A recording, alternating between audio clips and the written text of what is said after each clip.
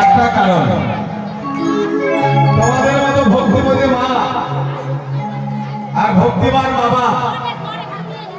তোমাদের পদরাজ ও পায়ের ধুলা যদি আমি মাথায় নিতে পারি, যদি শিরোধার্য করতে পারি, এটা আমি আত্মবিশ্বাসের সহিত বলতে পারি। তোমাদের আশীর্বাদ, তোমাদের পদরাজ ও পদধূলি যদি আমি পাই, তাহলে এই রাধা গোবিন্দ লীলা এই যুগ্ম যুগে যুগে এই জন্মে নয় জন্ম জন্মান্তরে আমি প্রাণ ভরে গাইতে পারব। তাই বলি,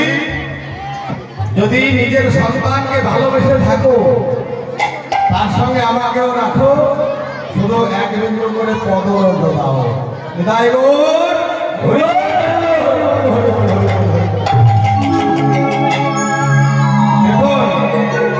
মাঙ্গলিক ধ্বনি দিয়ে, মানে যে শব্দে মঙ্গল হয় সেই শব্দ দিয়ে শুভকাজের সূচনা হয়। তাই মায়েদেরকে বলছি, তোমাদের বদনে এই যে উলুধ্বনিটাই হচ্ছে মাঙ্গলিক ধ্বনি, আর বাবাদের বদনে হরিধ্বনি বা শব্দ, এগুলো হচ্ছে মাঙ্গলিক ধ্বনি। এই ধ্বনি বা শব্দ যতদূর ভেসে যাবে, মাইকের মাধ্যমেই হোক বা গলার ভলিউমেই হোক, ততদূর ওই গঙ্গায় স্নান করলে যেমন পুণ্য লাভ হয়, তার চেয়ে অধিক পুণ্য লাভ হবে এই মাঙ্গলিক ধ্বনির প্রেম সাগরে, প্রেম তরঙ্গে, প্রেম রসে যারা ভাসবে, তারা বিদায় গৌর হরি বল।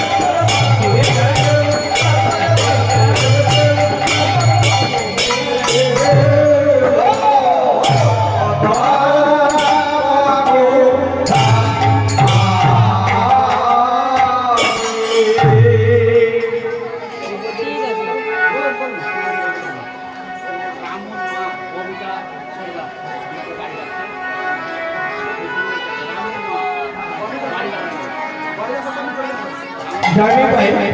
তারা ঘটনা দিতে এসে আমি ধরতে পারি মানে তারটা ধরেছিল ওই সময় আমার ভোট করা হবে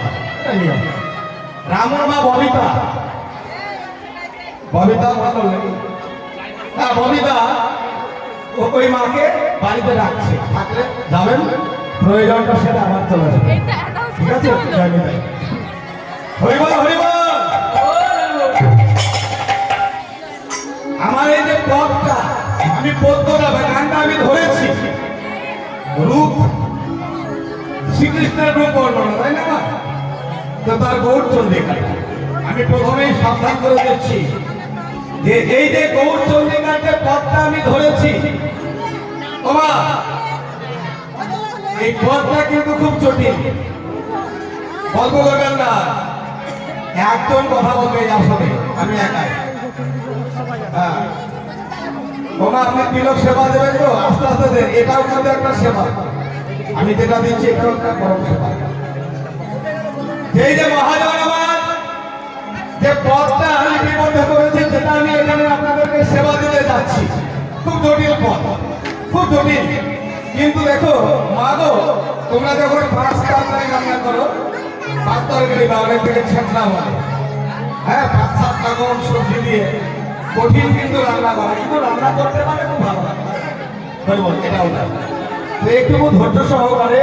মনোযোগ সহকারে শুনতে হবে আর আমিও বুঝিয়ে দেবো হ্যাঁ কেমন কেমন আপনারা চাইবেন আমি বুঝতে পারবো ঠিক কেমন এই যে পথটাই মহাজনগর বলছেন কার মুখ দিয়ে না বিষ্ণুপ্রিয়া দেবীর মুখ বিষ্ণুপ্রিয়া দেবীর বদল দিয়ে বলছে বলা কি না বিষ্ণুপ্রিয়া দেবী আজকে বলছে ওরে সখী রে ওরে কাঞ্চনা আমি আজ বেলি অবসান বেলি অবসান ওই সুরধ্বনি গঙ্গার তীরে গিয়ে আমি আমার অপরূপ রূপের মানুষ দেখে গেলাম মানবের রূপের কথাই আমি বলছি একটু ধৈর্য ধরে চিত্ত নিবেশ করে সবাই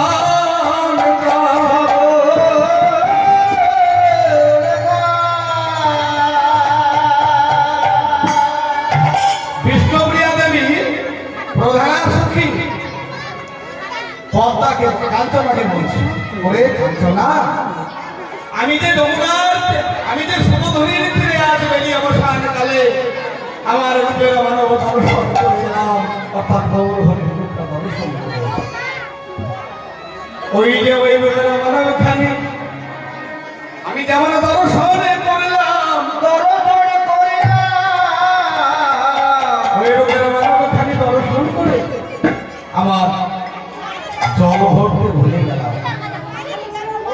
আমি নয়ন ভরে ওই রূপের মানবটা দর্শন করলাম দর্শন করতে করতে আমি দেখলাম কি জানিস বল আমার বিষ্ণুপ্রিয়া দেবী বলছে বলে দামিনী দানব দেখুন কথা অর্থগুলো বুঝতে হবে না হলে কিছু বুঝতে পারবে না এটা একেবারে গ্যারান্টি দেওয়ার মধ্যে নয় গ্যারান্টি কেউ বুঝতে পারবে না দামিনী দানব ওমা দামিনী মানে হচ্ছে বিদ্যুতের ঝলক আর দাম মানে মালা দামিনী দানব ওই বিদ্যুতের ঝলক ওই আমার গৌর হরির রূপের কাছে হার মানে গিয়েছে রুচি দর্শনে গৌর হরির যে অঙ্গ কান্তি যে রূপ সেই রূপের কাছে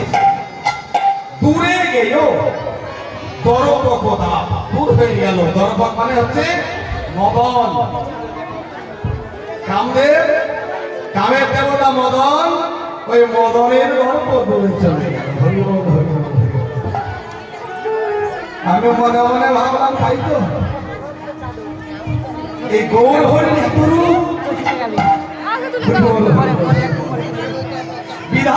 বিধাতা কি সমস্ত রূপটাই ফেলে দিয়েছে গৌর হরিণকে দেখেছে কেউ কি দেখেছে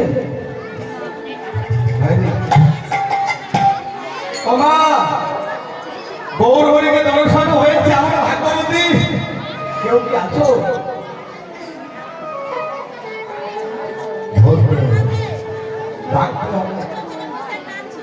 সব মায়েরা আমার মনে মনে ভাবছে কবে হয়ে গিয়েছে গৌর হরি লীলা আর গৌর হরি কোথায় গৌর হরি কি আর আছে হ্যাঁ আছে গৌর হরি এখনো আছে অদ্যাবধি সেই লীলা করেন গোরারাই গুরু গুরু ভগবান তাহা দেখিবারে